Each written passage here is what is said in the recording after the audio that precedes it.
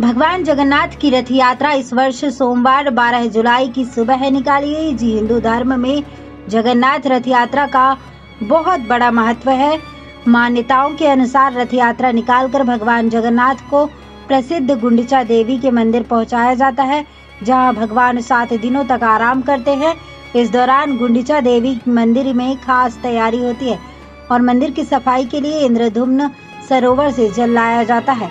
इसके बाद भगवान जगन्नाथ की वापसी की यात्रा शुरू होती है। इस यात्रा का सबसे बड़ा महत्व यही है कि यह पूरे भारत में एक पर्व की तरह निकाली जाती है।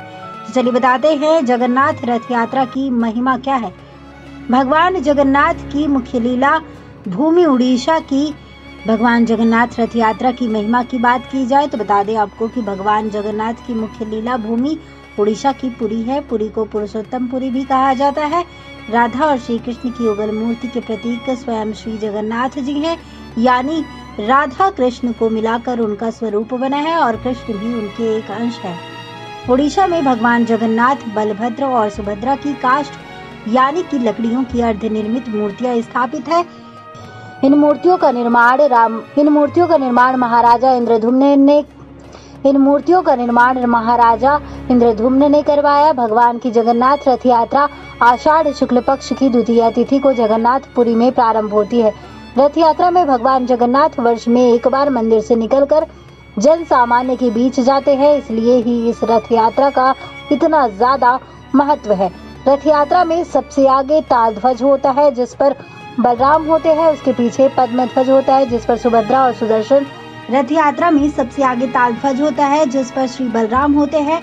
उसके पीछे पद्मध्वज होता है, जिस पर सुभद्रा और सुदर्शन चक्र होते हैं, और गरुड़ ध्वज पर श्री जगन्नाथ जी होते हैं, जो सबसे पीछे चलते हैं, और गरुड़ ध्वज पर श्री जगन्नाथ जी होते हैं। चलिए बताते हैं आपको कैसे करें भगवान जगन्नाथ की पूजा। भगवान जगन्नाथ आषाढ़ शुक्ल पक्ष की द्वितीया तिथि से दशमी तिथि तक जन सामान्य भगवान जगन्नाथ आषाढ़ शुक्ल पक्ष की द्वितीया तिथि से दशमी तिथि तक जन सामान्य के बीच रहते हैं। इसी समय उनकी पूजा करना विशेष फलदायी होता है। जगन्नाथ यात्रा आज से शुरू हो चुकी है। कोरोना वायरस महामारी की वजह से इस बार की जगन्नाथ यात्रा को कई शर्तों के साथ मंजूरी मिली है। रथ यात्रा के दौरान भीड़ को रोकने के लिए भक्तों की आवाजाही पर रोक लगाई गई है। यदि आप मुख्य रथ यात्रा में भाग नहीं ले सकते हैं तो कोई बात नहीं, आप घर पर ही भगवान जगन्नाथ की उपासना करें, उन्हें भोग लगाएं और उनके मंत्रों का जाप करें। बता दें आपको कि हमें पूरी जानकारी वेबसाइट्स और अन्य जगहों से प्राप्त हुई है। जानकारी आपको कैसी लगी, आप हमें कमेंट बॉक्स में कमेंट कर जरूर बताएं। नेक्स्ट वन स्पिरिचुअल की रिपोर्ट।